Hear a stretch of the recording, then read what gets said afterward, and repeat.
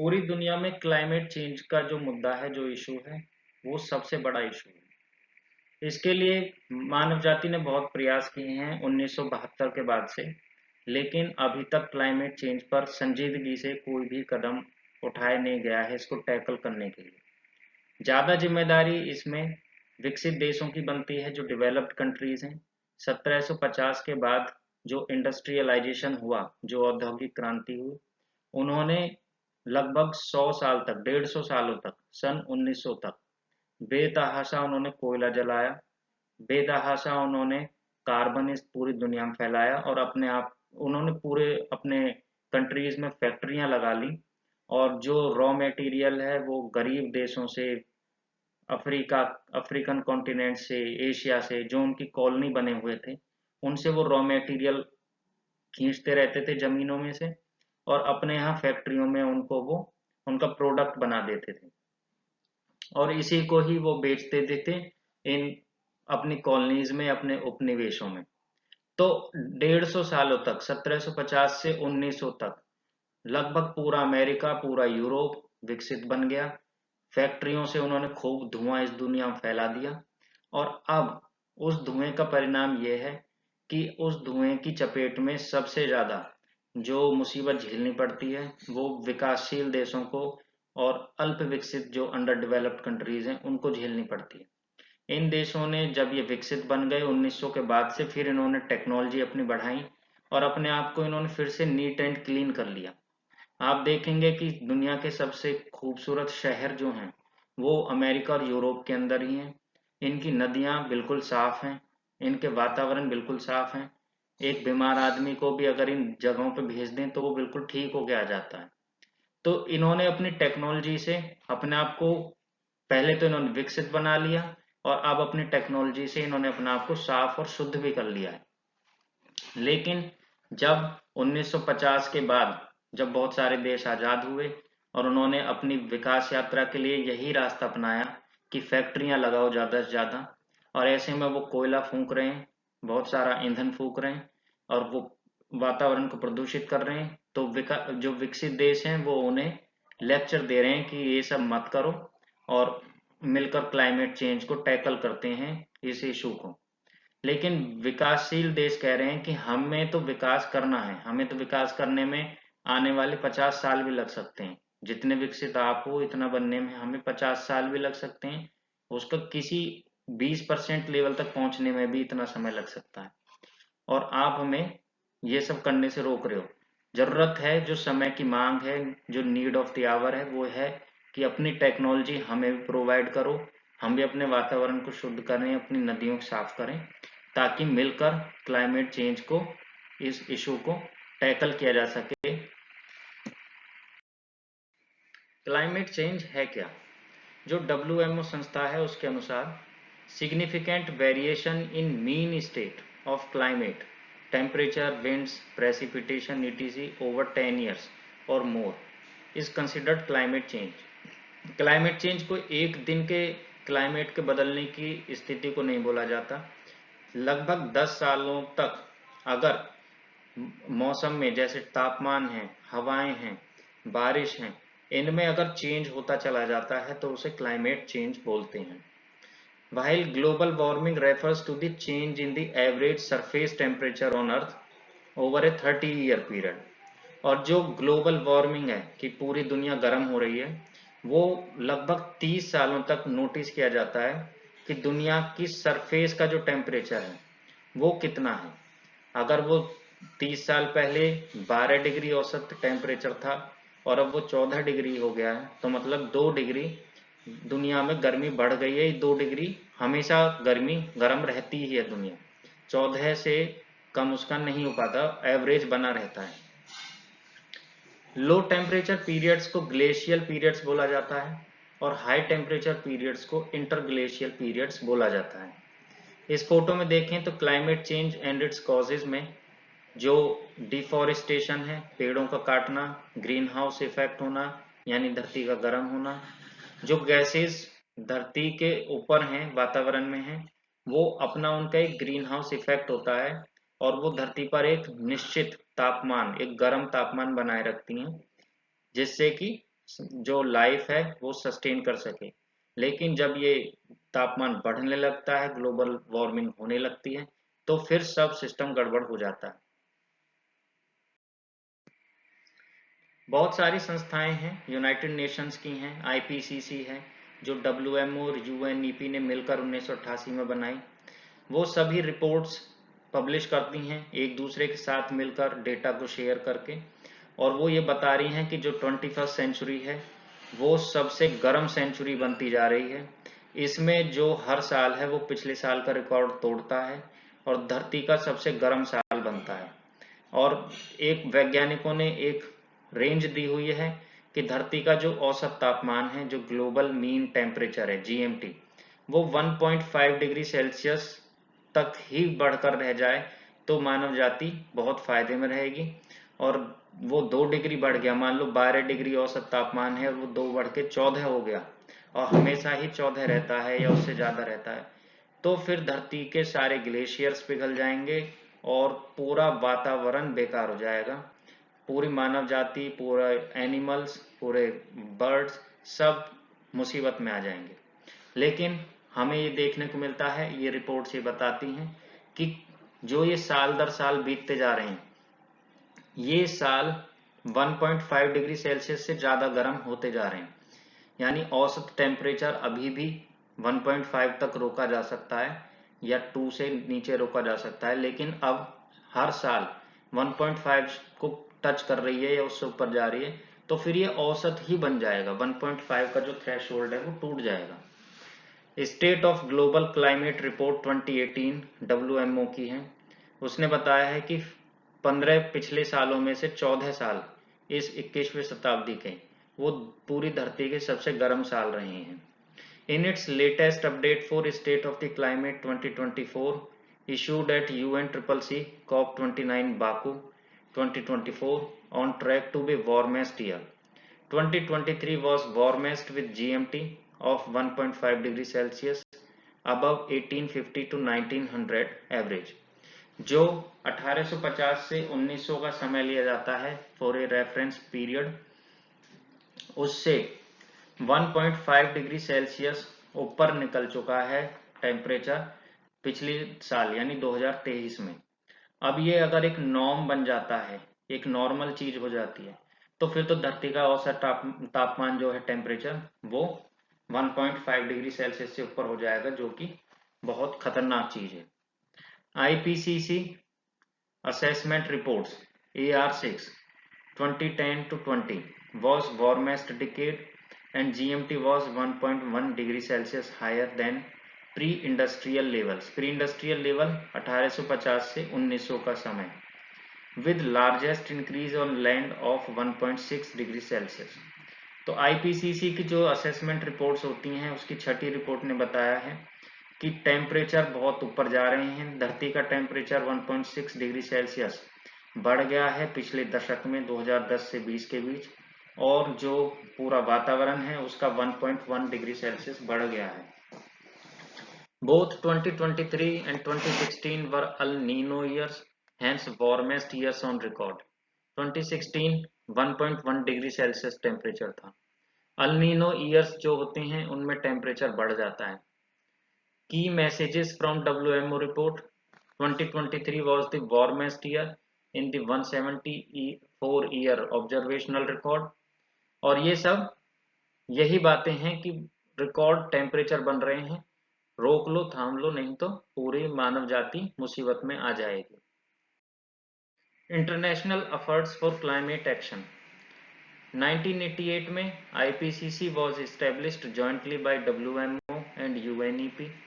In 1992, UNCED, United Nations Conference on Environment and Development और earth summit was held at Rio de Janeiro। ये Brazil की राजधानी है, Rio summit इसी में हुआ है। इसको अर्थ समिट भी बोलते हैं। इस 1992 के अर्थ समिट ने, रियो समिट ने एक अरेंजमेंट बनाया जिसे UNFCCC बोला गया।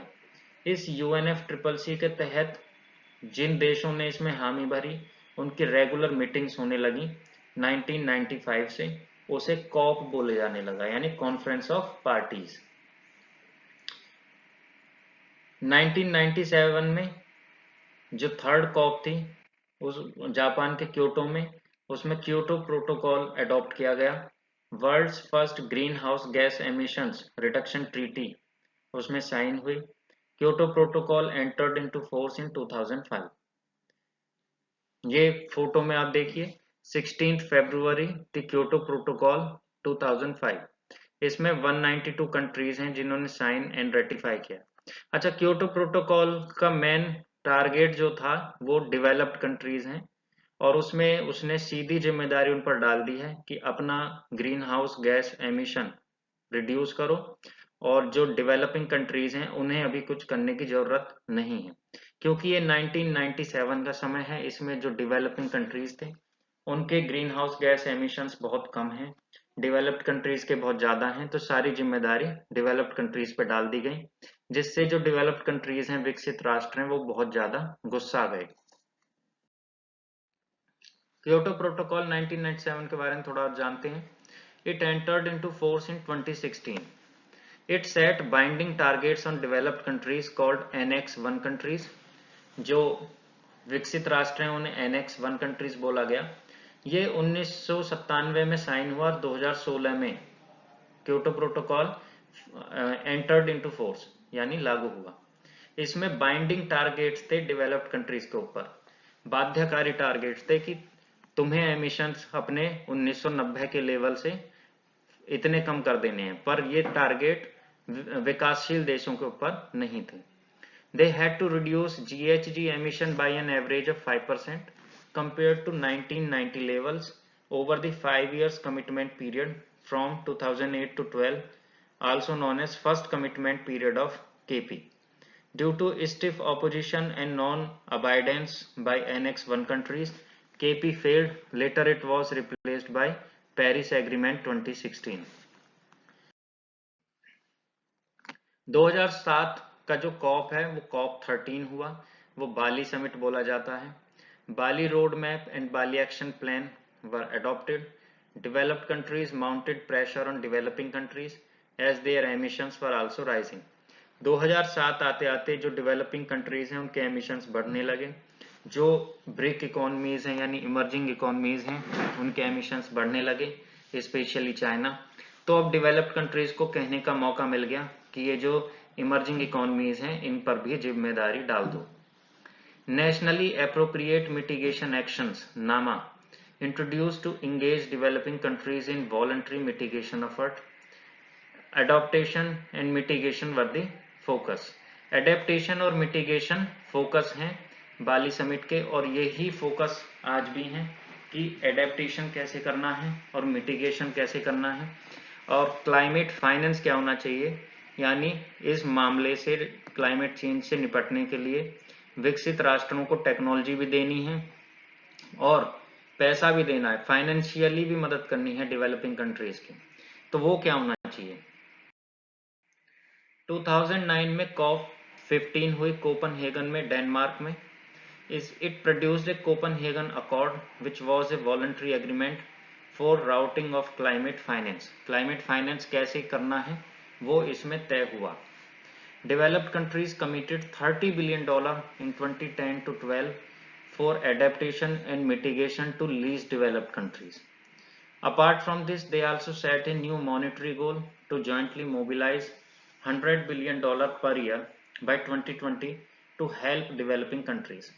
आज भी जो विकासशील देश हैं वो यही मांग करते रहते थे कि 2020 तक यानी 2020 से जो विकसित राष्ट्र हैं उनको हर साल $100 बिलियन देने हैं क्लाइमेट फाइनेंस के तौर पे डेवलपिंग कंट्रीज को, और उन्हें टेक्नोलॉजी देनी है और उनमें इंफ्रास्ट्रक्चर तैयार करना है जिससे कि वो साफ शुद्ध हो सकें और क्लाइमेट चेंज से लड़ सकें। पर पैसा जहां देने की बारी आती है वहां सब मामले बिगड़ जाते हैं। 2010 में कॉप 16 हुई कानकुन शहर में, मैक्सिको में। It was decided to limit the temperature to 2 degree Celsius compared to pre-industrial levels, यानी 1850 से 1900 के बीच में जो तापमान था उससे 2 डिग्री सेल्सियस से पहले ही टेम्परेचर को रोक लेना है। ये 2010 में तय हुआ। In 2011 COP17 Durban in South Africa, parties decided to have a new climate change agreement by 2015 for post-2020 period, which is now known as Paris Agreement. In 2012 COP18 Doha, Qatar, it was an amendment to KP. It provided for a second commitment period of KP from 1 Jan 2013 to 31 December 2020. Objective was to reduce GHG emissions by at least 18% below 1990 levels in 8 years. It did not come into force as required countries did not ratify the agreement. जब 2012 के बाद जितनी भी corp meetings हुई हैं उनमें जो global north है और जो ग्लोबल साउथ है उनके मसले बहुत बिगड़ गए हैं, तो जितनी भी कॉप्स हैं वो जनरली फेल हो जाती हैं या पार्शियली ही सक्सेसफुल होती हैं। 2013 COP19 वर्साओ पोलैंड, पोलैंड की राजधानी है वर्साओ, उसमें ये कॉप हुआ यानी कॉन्फ्रेंस ऑफ पार्टीज की मीटिंग हुई। United Nations REDD programme was finally adopted here. REDD का मतलब है reducing emissions from deforestation and forest degradation. 2015 में COP21 था, पेरिस में हुआ, बहुत ही फेमस है। It is a post 2020 agenda, यानी 2020 के बाद क्या कदम उठाने हैं उस पर डिसाइड किया गया 2015 में। To limit the global average temperature below 2 degree Celsius and to 1.5 degree Celsius by 2100. All countries to make voluntary NDCs, that is nationally determined contributions. New climate finance goals to be set by 2025 and go above $100 billion per year to developing countries by 2030. अब जो limit set की गई Paris agreement में कि 2030 से $100 billion की funding start कर देंगे डेवलपिंग कंट्रीज को, और ये बात बहुत पहले ही ये वायदा हो चुका था, लेकिन ये बार बार टाला जा रहा है। 2018 में COP24 हुआ कैटोविच पोलैंड में। It decided to finalise Paris rule book.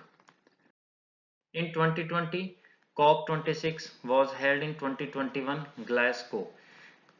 क्योंकि 2020 में कोविड आ गया तो ये 2021 में हुआ ग्लासगो में, स्कॉटलैंड में। India placed net zero by 2070, 500 gigawatt by 2030, 50% energy by renewables by 2030 and green hydrogen mission to cut methane emission. इसमें बड़े ही ambitious and lofty targets set करे हैं डेवलपिंग कंट्रीज ने, जिम्मेदारी उन्होंने अपने ऊपर ली है। इंडिया ने भी इसमें बढ़ चढ़कर हिस्सा लिया है और कहा है कि 2070 तक नेट जीरो कर देंगे, यानी जितना एमिशन करते हैं उतना ही हम उसे मतलब सोख रहे होंगे, वातावरण में से निकाल रहे होंगे, तो नेट जीरो एमिशन हो जाएगा। 500 गीगावाट रिन्यूएबल नवीकरणीय ऊर्जा से हम बिजली प्रोड्यूस करेंगे 2030 तक। 50% एनर्जी 2030 तक जो भी होगी वो टोटल रिन्यूएबल एनर्जी ही होगी, और ग्रीन हाइड्रोजन मिशन से हम मीथेन एमिशन को कट करेंगे। तो बहुत बड़ी जिम्मेदारी, बहुत ज़्यादा फंडिंग और बहुत ज़्यादा इंफ्रास्ट्रक्चर की ज़रूरत है। COP27, 28 एंड 29 निम्नलिखित देशों में हुई।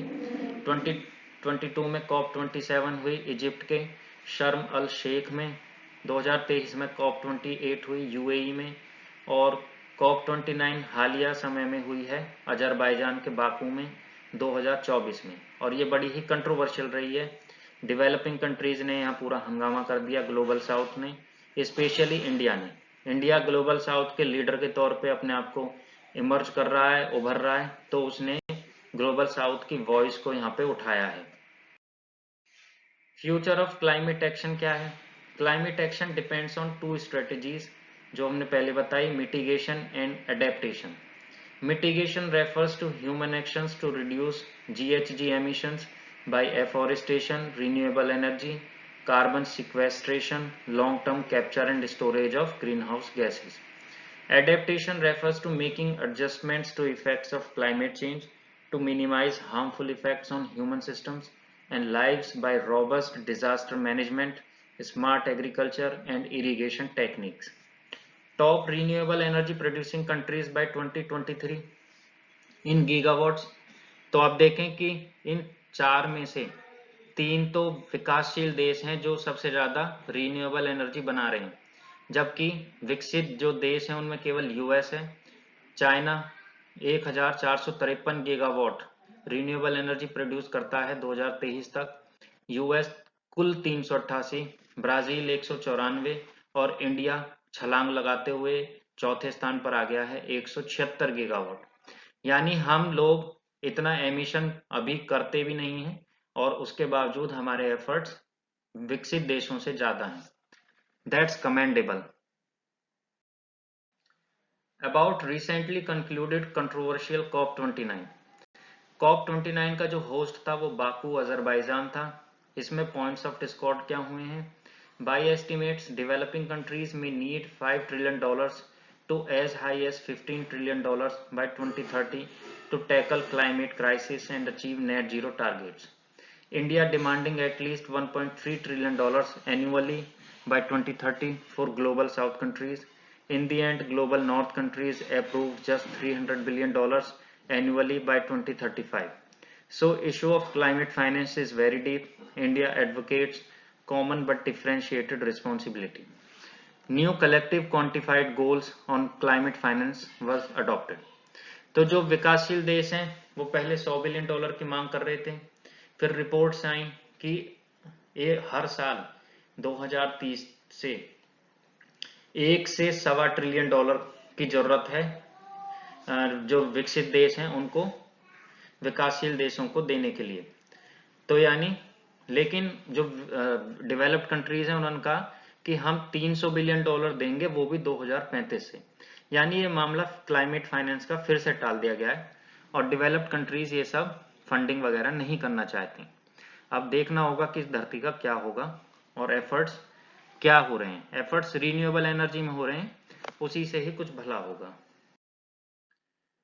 नीड ऑफ द आवर, हमें ये स्टेप्स उठाने चाहिए। NCGQ must be revised to reflect full financial needs including the uncosted needs.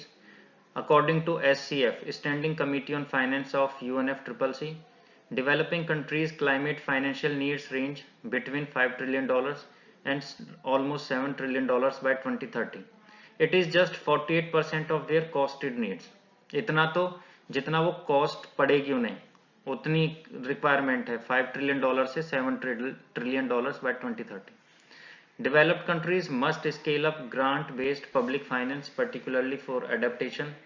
Process of decision-making must become transparent and inclusive. Every country's voice should be heard, especially the very poor and island countries. Climate finance is not just a matter of numbers, it is a matter of justice. Thank you.